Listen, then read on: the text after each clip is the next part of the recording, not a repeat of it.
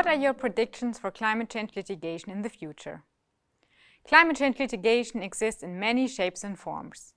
Whereas there's a trend towards suing polluting companies such as RWE, Total and the like, there's also a development towards invoking international commitments undertaken by states before domestic courts. As an example, in the Netherlands, we have seen the famous Urgenda case, in which the Dutch Supreme Court, the Hoge Raad, ultimately held that the Dutch constitution requires the Dutch courts to apply the provisions of the European Convention on Human Rights.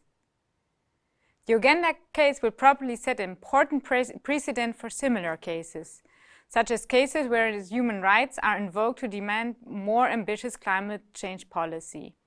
Indeed, as recent as July 2020, the Irish Supreme Court rendered a judgment that is in many respects similar as the Urgenda case.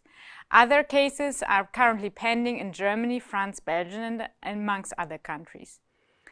I therefore foresee an increase in climate change litigation both globally and at national level, and both within the field of private law as well as in the field of public international law.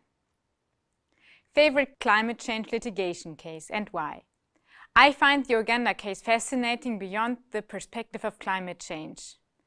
The case fundamentally changes the manner in which international law, such as the Paris Agreement, interacts with the national level and the constraints it puts on national governance through the linkage with human rights obligations as such those in the ECHR.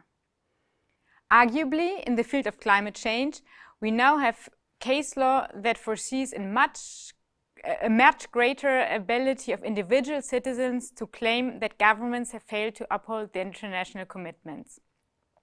In other domains of international law, such as, for example, international economic law, the ability of citizens to rely on such sources of international law to require national governments to change their approach is much more limited.